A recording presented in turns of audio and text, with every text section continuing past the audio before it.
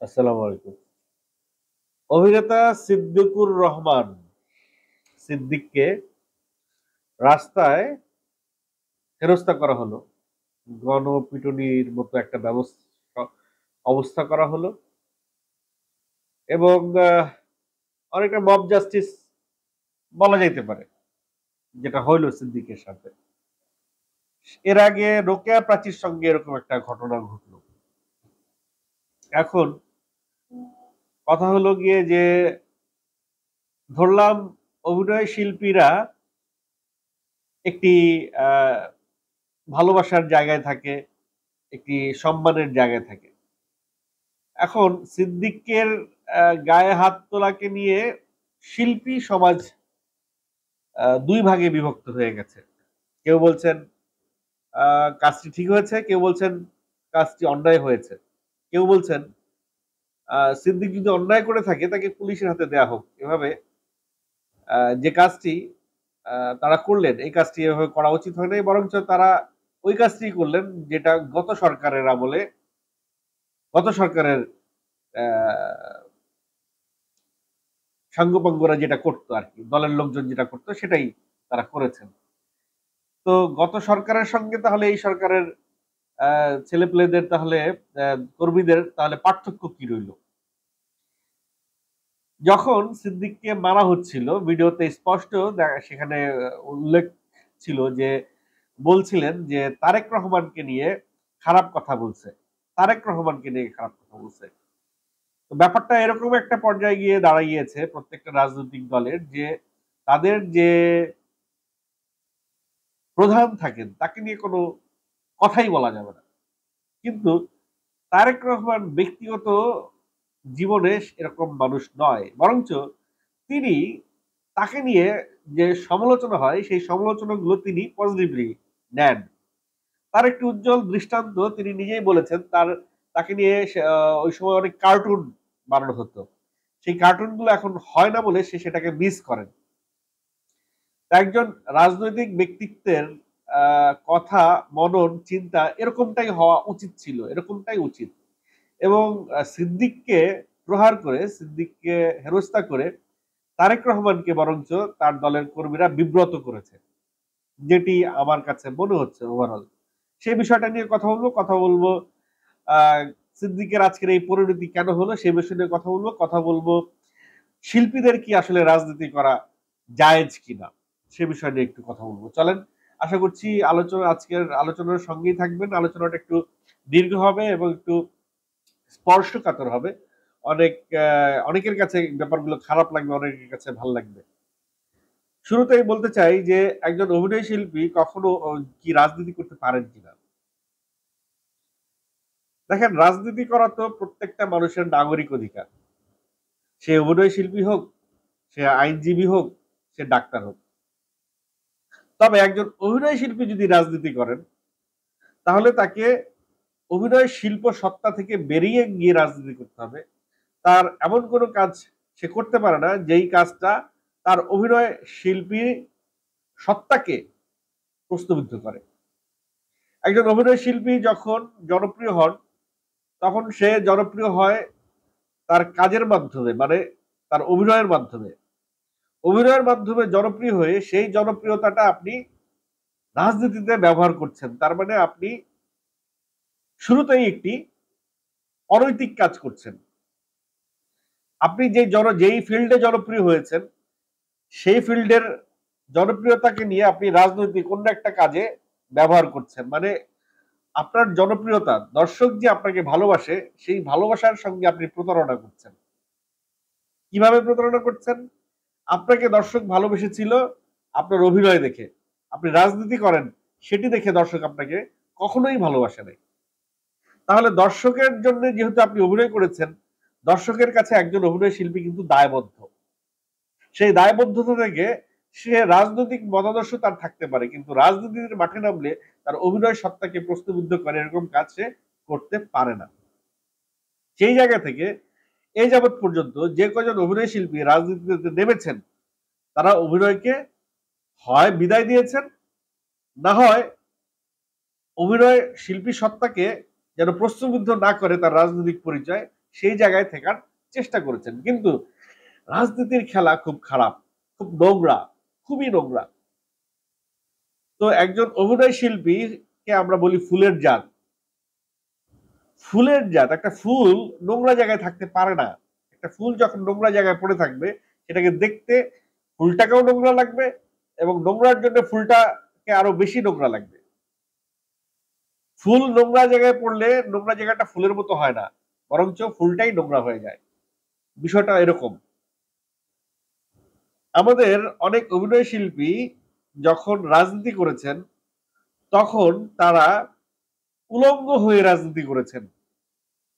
উলঙ্গ হয়ে রাজনীতি করেছেন এই অর্থে, তারা তাদের শিল্পী সত্তাকে বিক্রি করে দিয়ে, তারা তাদের শিল্পী সত্তাকে উপেক্ষা করে, তারা তাদের শিল্পী সত্তাকে বরঞ্চ কাজে লাগিয়ে রাজনীতির কাছে যাইতে রাজনীতিবিদের কাছে ঘেঁষতে চেয়েছেন এবং রাজনৈতিক ক্ষমতাটা তিনি পেতে চেয়েছেন শিল্পী সত্তাকে কাজে লাগিয়ে। যখন একজন শিল্পী রাজনীতি করেন, পলিটিক্সে নামেন, তখনই তার ফ্যান ফলোয়ার কিন্তু তখন থেকেই পড়া শুরু করে এবং রাজনীতি করতে করতে একটা পর্যায়ে গিয়ে তার ভক্তের সংখ্যা শূন্যের কোঠায় এসে পৌঁছায়। আপনারা মিঠুন চক্রবর্তীর দিকে তাকান। আজকে মিঠুন চক্রবর্তীর সেই শ্রদ্ধা, সেই ভালোবাসা, সেই সোয়াগ কি আছে? আপনারা আমাদের দেশে ফারুক সাহেবের কথা চিন্তা করেন। ফারুক সাহেবকে যেই সম্মান শ্রদ্ধাতে দেখা হতো, সেই যেই দর্শক জনপ্রিয়তা তার ছিল, সেই দর্শক জনপ্রিয়তা কি ফারুক সাহেবের কি মৃত্যুর আগ পর্যন্ত ছিল? কারণ তিনি একটি স্পেসিফিক রাজনৈতিক দলের পক্ষে কাজ করেছেন। তাহলে তার যখনই তিনি ওই স্পেসিফিক রাজনৈতিক দলে ঢুকেছেন, তখনই অন্য রাজনৈতিক দলের দর্শকরা তাকে মাইনাস করে ফেলেছে। আপনি যখন একজন শিল্পীকে সমস্ত রাজনীতির ঊর্ধ্বের সবাই ভালোবাসে, একজন শিল্পীকে আওয়ামী লীগেরও ভালোবাসে, একজন শিল্পীকে বিএনপির কর্মীও ভালোবাসে, একজন শিল্পীকে জামাতের কর্মীও ভালোবাসে, একজন শিল্পীকে এরশাদের দলের লোকও ভালোবাসে। কিন্তু আপনি যখনই একজন শিল্পী হয়ে এরশাদের দলের ঢুকে যাবেন, তখনই আপনার অন্য দলের সদস্যরা মাইনাস হয়ে যাবে আপনার ভক্তদের পক্ষ থেকে। এবং সেই জায়গা থেকে যখন আপনি আবার অন্য দলের সদস্যকে নিয়ে বিষোদ্গার করবেন, নোংরা নোংরা কথা বলবেন, তখন তো তারা আপনার শত্রু হয়ে যাবে। তাহলে একজন শিল্পী যখন উলঙ্গ হয়ে রাজনীতির মাঠে নামে, তখন কিন্তু সে তার শত্রু তৈরি করলো। এখন সে রাজনীতিবিদ, এখন সে শিল্পী না। তো একজন শিল্পী যদি মাঠে মার খায়, একজন রাজনীতিবিদ মাঠে মার খাবে, এটা খুব স্বাভাবিক ঘটনা। তো শিল্পী সিদ্দিককে পেটানো হয়েছে, এটি মানা যায় না। তবে রাজনীতিবিদ সিদ্দিককে রাস্তায় হেনস্থা করা হয়েছে, এটি স্বাভাবিক ঘটনা। শিল্পী সিদ্দিক যখন রাজনীতিবিদ সিদ্দিক এক হয়ে যাবে, তখন এর সমস্ত দায়ভারটা যাবে শিল্পী সিদ্দিকের ঘাড়েই। সিদ্দিককে কেউ বলে নাই যে আপনি নাটক বা অভিনয় ছেড়ে গিয়ে আপনি রাজনীতি করেন। সে এটা তার ব্যক্তিগত সিদ্ধান্ত ছিল। সে একান্ত তার নিজস্ব সিদ্ধান্ততে সে রাজনীতির মাঠে গিয়েছেন এবং তিনি একটা দল সাপোর্ট করেছেন এবং অন্য একটা দল তাকে, তিনি যে কর্মটি করেছেন অন্য দলের সঙ্গে, অন্য দলে সে আবার ক্ষমতা এসে তার সঙ্গে সে একই ব্যবহার করবে। টিট ফর ট্যাট, ইট্টি মারলে পাটকেলটি খেতে হয়, একটি কথা আছে। তো সিদ্দিক যদি কিছু হয়ে থাকে, সেটি তার কর্মফল সে ভোগ করেছে, কিন্তু যা হয়েছে সেটা কখনোই গ্রহণযোগ্য নয়। সিদ্দিকের একটি সন্তান আছে।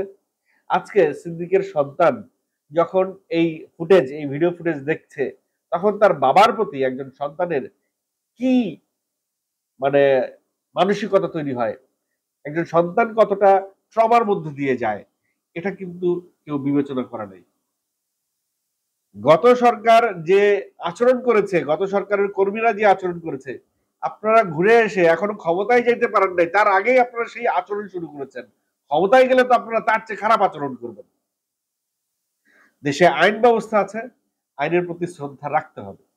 সিদ্দিককে আপনাদের যদি মনে হয় সে অপরাধ করেছে, আপনারা তাকে ধরে থানায় পুলিশের কাছে হস্তান্তর করছেন, এই পর্যন্ত ঠিক আছে।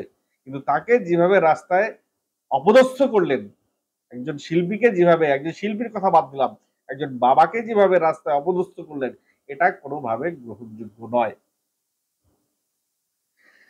আবার শিল্পীরা কোন একটা নির্দিষ্ট দলের হয়ে রাস্তায় নামবে এবং আরেকটা রাজনৈতিক দলের বিপক্ষে বিষোদ্গার করবে, এটিও কোনো শিল্পীর মুখের ভাষা হতে পারে না। একজন শিল্পী খুব সুন্দর করে কথা বলে, একজন শিল্পীকে সবাই আইডল মনে করে, একজন শিল্পীকে সবাই ফলো করে। তো শিল্পীর কিছু দায়বদ্ধতা থাকা উচিত। সে চাইলেই রাস্তায় দাঁড়িয়ে জনসম্মুখে পাবলিক প্লেসে ইভেন সিগারেটটাও খাইতে পারে না সে চাইলে, কারণ তাকে অনেকে ফলো করে। একবার মীর সাব্বিরের সঙ্গে আমি রাস্তায় দাঁড়িয়ে আছি বলতে শুটিং এ, আমরা একই হাউসে শুটিং করছি। হঠাৎ করে একটি ছেলে, খুব এডুকেটেড একটা ছেলে, খুব সুন্দর হ্যান্ডসাম, সাব্বির ভাই আর আমি কথা বলছি, সে একটা সিগারেট খাচ্ছিলেন। তো যেহেতু রাস্তায় দাঁড়িয়ে সিগারেট খাচ্ছি, ছেলেটা দেখতে পেয়েছে সাব্বির ভাইকে সিগারেট খেতে, এবং সে সাব্বির ভাইয়ের কাছে আসলেন, এসে সাব্বির ভাইকে রিকোয়েস্ট করলেন যে ভাই আপনি সিগারেটটা ফেলে দেন, আপনাকে আমি খুব ভালোবাসি, আপনি সিগারেট খান, এটা আমার কাছে ভাল লাগছে না। এবং সাব্বির ভাই সঙ্গে সঙ্গে সিগারেটটা মাটিতে ফেলে পা দিয়ে মারিয়ে নষ্ট করে দিলেন এবং বললেন যে তিনি আর সিগারেট জনসম্মুখে পাবলিক প্লেসে সিগারেট খাবেন না। হয়তো এরপরে সাব্বির ভাই সিগারেটই খায় নাই, আমি জানি না, তাকে কখনো খুব একটা আমি সিগারেট খেতে দেখি না, হয়তো সঙ্গের বসে সে টান দিয়েছিলেন। কিন্তু এই যে একটা দর্শক এসে তাকে ভালোবাসে, এবং ভালোবাসে বলেই সে চায় না তার হিরো একটা বাজে কাজ করুক, এবং সেটি তার হিরোকে এসে বলছেন, এবং সেই কাজটি সাব্বির ভাই করলেন। তো ঠিক সেরকম একজন শিল্পীকে সাধারণ সমাজের মানুষ ভালোবাসে। সাধারণ সমাজের মানুষ চায় না একজন শিল্পী বিএনপির হয়ে আওয়ামী লীগের কর্মীকে গালিগালাজ করুক, বা আওয়ামী লীগের হয়ে বিএনপির কর্মীকে গালিগালাজ করুক। শিল্পী শিল্পীর জায়গায় থাকবে। শিল্পী যদি তার শিল্প সত্তাকে বিক্রি করে, শিল্প সত্তাকে পুঁজি করে রাজনৈতিক মসনদে বসার চেষ্টা করে, তাহলে সে তার শিল্পী সত্তার সাথে বেইমানি করছে বলে আমার কাছে মনে হয়, এটা আমার ব্যক্তিগত ধারণা। কারণ সে যে শিল্পী সত্তার উপরে দাঁড়িয়েছে, সে যে জনপ্রিয়তা পেয়েছে, সেই জনপ্রিয়তা দর্শকদের অকুণ্ঠ ভালোবাসার জনপ্রিয়তা। এই দর্শক সে আওয়ামী লীগ করে বলে তাকে ভালোবাসে নাই, এই দর্শক সে বিএনপি করে বলে তাকে ভালোবাসে নাই। তাকে যে ভালোবাসা দিয়েছে, সেই ভালোবাসার মর্যাদা যদি তার রাখতে হয়, সে রাজনৈতিক মতাদর্শ তার থাকতেই পারে, কিন্তু প্রকাশ্যে উলঙ্গ হয়ে রাস্তায় দাঁড়িয়ে একটা রাজনৈতিক দলের পক্ষ হয়ে কথা বলবে কোনো শিল্পী, সেটি কখনোই কাম্য নয়, সেটি কখনোই কাম্য নয়। এটি ছোট্ট মানুষ, আমি ছোট্ট চিন্তা ভাবনায় যেটুকু আমার মনে হয়েছে আমি সেটুকু আপনাদের সঙ্গে শেয়ার করলাম। আপনারা এই বিষয়ে কি ভাবছেন অবশ্যই আপনাদের মতামত কমেন্ট বক্সে জানাতে পারেন। তবে আমি দেখতে চাই যে ডাক্তার, যারা চিকিৎসক, তারা যারা যারা পাবলিক সার্ভিস করে, বিশেষ করে পুলিশ বলেন, আর্মি বলেন, ডাক্তার বলেন, চিকিৎসা বলেন, এদের কেউ যেন রাজনীতিতে না আসে, এদের কেউ যেন রাজনীতিতে না আসে। যদি রাজনীতিতে আসেই, তাহলে তাদের ওই যে পেশাটা, ওই পেশাটাকে পুঁজি করে যেন না আসে। তারা শুরু থেকেই রাজনীতি করুক, তারা ক্যারিয়ারের শুরু থেকে, তারা ডাক্তার হওয়ার আগেই রাজনীতি করুক। রাজনীতি তো আর ভাই এই 2 দিনের কাজ না। এটা তো এমন একটা জিনিস না যে আপনি আজকে আসলেন আর মাঠে নামলেন আর গোল দিয়ে দিলেন। রাজনীতি তো একটা বিশাল এডুকেশন, একটা ইনস্টিটিউশন, ফ্যামিলি ইনস্টিটিউশনের ভিতর দিয়ে রাজনীতি করে আসতে হয়। অনেক কিছু শিখে তৃণমূল পর্যায়ে থেকে রাজনীতি শিখতে হয়। রাজনীতি মানে এই নয় যে আমার টাকা আছে, আমি এমপি হয়ে গেলাম, আমি আমার দেশের 1 নাম্বার হিরো, আমি এমপি হয়ে গেলাম। তাহলে যে ধরেন একটা লোককে প্লেন চালাইতে দেওয়া হইলো, কারণ তার টাকা আছে, তাকে প্লেন চালাইতে দেওয়া হলো, তার প্লেনের মধ্যে 350 যাত্রী। তাহলে ওই 350 যাত্রীর কপালে কি হবে আপনারা চিন্তা করে দেখেন। সে জীবনও প্লেন চালায় নাই, কেবলমাত্র তার টাকা আছে এই জন্য তাকে প্লেন চালাইতে দেওয়া হয়েছে। তাহলে এবার ভাবেন এই 350 যাত্রীর কি অবস্থা হবে। অতএব যে রাজনীতি করেন এই জীবনে, তাকে আপনারা রাজনীতির দিয়ে দেন, কি বলে, নমিনেশন দিয়ে দেন, ফর্ম দিয়ে দেন, ডাইকা এমপি বানায় দেন। তাহলে তাদের এলাকায় কি উন্নয়ন করবে, তাদের জনগণের পাশে কিভাবে দাঁড়াবে, সেটা একটু ভাবেন। কেবলমাত্র শিল্পীরা